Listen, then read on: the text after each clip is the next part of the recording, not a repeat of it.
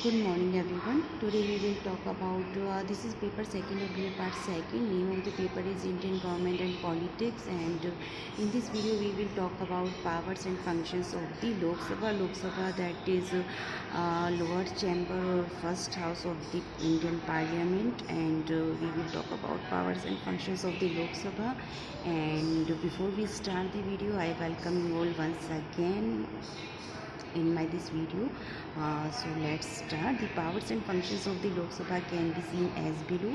First one, we will talk about ordinary bills, and ordinary bills are those such bills which are not money bills, and not they are not they are constitutional amendment bills, and if we leave all these bills, money bills and constitutional bills, amendment bills, the remaining bills will be considered as ordinary bills. So money bills and constitutional amendment bills are not a part of ordinary bills, and the process to pass the ordinary bills is it can be introduced in either house, that is either in Lok Sabha or Rajya Sabha. After the bill passed by the house Lok Sabha or Rajya Sabha, it is sent to the other house, where it may be kept for a maximum period of 6 months, and means first one house will pass the bill, and then it will go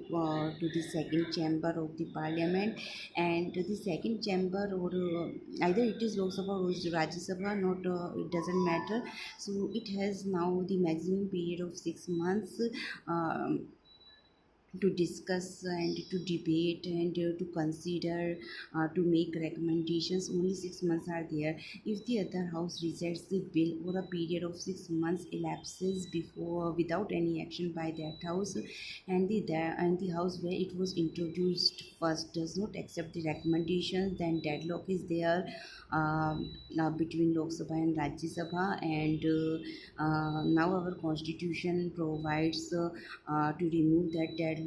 Joint sitting, provision for joint sitting is there, and joint sitting of both the houses is presided over by the Speaker of Lok Sabha, and here the decision will be taken with the simple majority, and we all know that Lok Sabha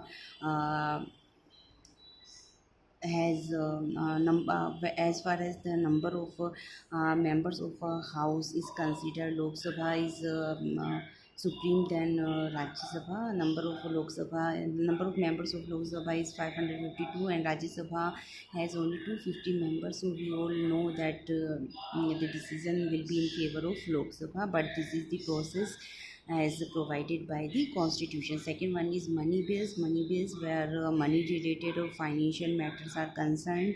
Money bills can only be introduced in the Lok Sabha. Rajya Sabha doesn't have any power in this regard.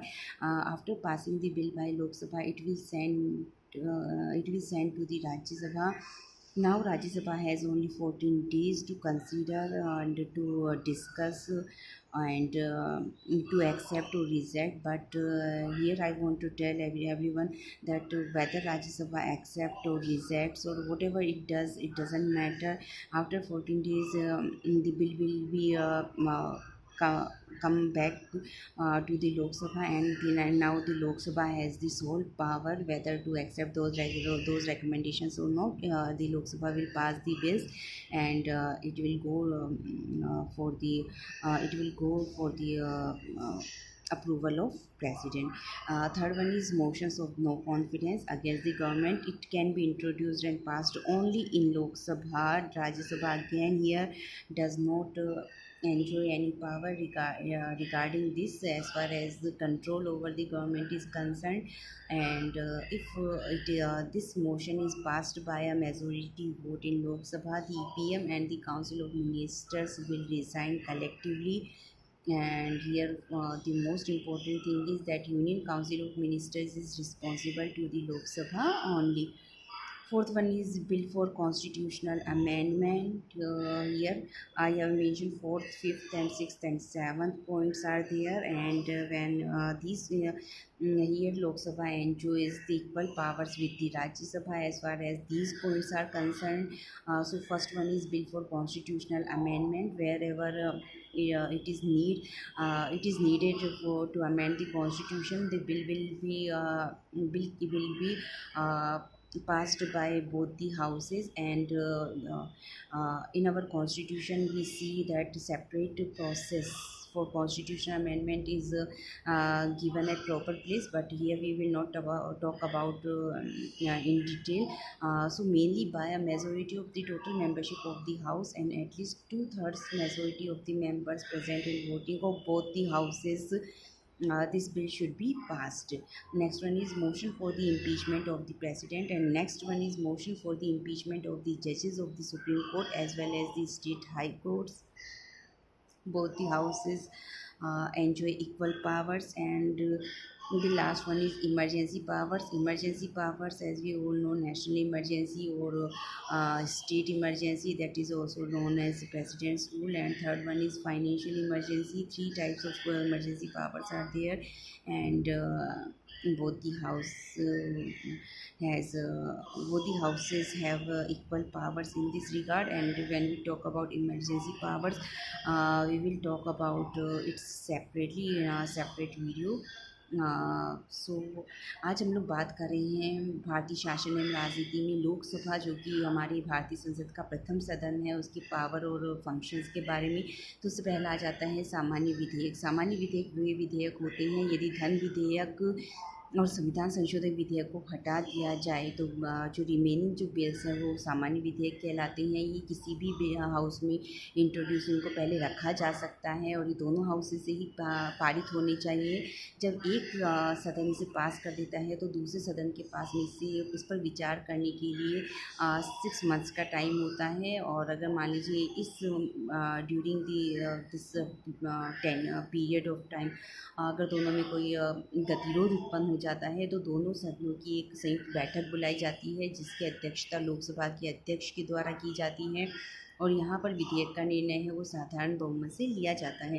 दूसरा आ जाता है धन विधेयक आ जाता है। यहाँ पर राज्यसभा को इंट्रोड्यूस ये केवल जो धन विधेयक होते हैं केवल लोकसभा में ही रखे जा सकते हैं। राज्यसभा को इस मामले में कोई भी शक्ति नहीं है। लोकसभा से पारित होने के बाद में ये राज्यसभा में जाते हैं। राज्यसभा के पास में इस पर विचार करने के लिए 14 डेज़ का टाइम होता है। अब वो चाहे इसे स्वीकार करती है या अस्वीकार करती है, बिल के ऊपर कोई भी प्रभाव नहीं पड़ता है, क्योंकि लास्ट में बिल वैसा ही पारित होता है जैसा कि लोकसभा चाहती है। नेक्स्ट वन आ जाता है मोशंस ऑफ नो कॉन्फिडेंस, अविश्वास प्रस्ताव, जो कि गवर्नमेंट के अगेंस्ट रखा जाता है। यहाँ पर पूरी जो पावर है वो लोकसभा को प्राप्त है, वहीं पर ये रखा जाता है और उसी के द्वारा पारित किया जाता है। और यदि यहाँ पर बहुमत से पारित किया जाता है तो पीएम और जो काउंसिल ऑफ मिनिस्टर्स है वो सामूहिक रूप से रिज़ाइन कर देते हैं। और यहाँ विशेष बात यह है कि जो हमारी केंद्रीय मंत्रिपरिषद है वो केवल लोकसभा के प्रति अपने कार्यों के लिए उत्तरदायी होती है। नेक्स्ट आ जाता है जी हम 4th, 5th और 6th और 7th पॉइंट्स हैं, जहाँ लोकसभा राज्यसभा के साथ में मिलकर काम करती है या मिलकर पावर्स रखती है। दोनों की बिल्कुल इक्वल पावर्स हैं। तो पहला आ जाता है संविधान संशोधन विधेयक है। यदि संविधान में कोई भी संशोधन करना है, यद्यपि हमारे संविधान में इसके लिए अलग सेपरेट प्रोविज़न्स और प्रोसेस एक काफ़ी विस्तृत एक प्रोसेस हमारे यहाँ पर दी गई है, लेकिन इसमें मेनली है कि संबंधित सदन की जो टोटल मेंबरशिप है उसकी मेजोरिटी से और कम से कम प्रेजेंट और वोटिंग जो मेंबर्स हैं उस हाउस के उनकी 2/3 मेजोरिटी से ये पास होना चाहिए। नेक्स्ट आ जाता है राष्ट्रपति के खिलाफ महाभियोग और जो सर्वोच्च न्यायालय है और जो उच्च न्यायालय हैं इनके जजेस के अगेंस्ट अगर महाभियोग प्रस्ताव लाया जाता है, ये दोनों हाउसेस ये कार्य करते हैं। और लास्ट वन आ जाता है इमरजेंसी पावर्स, आपातकालीन शक्तियाँ।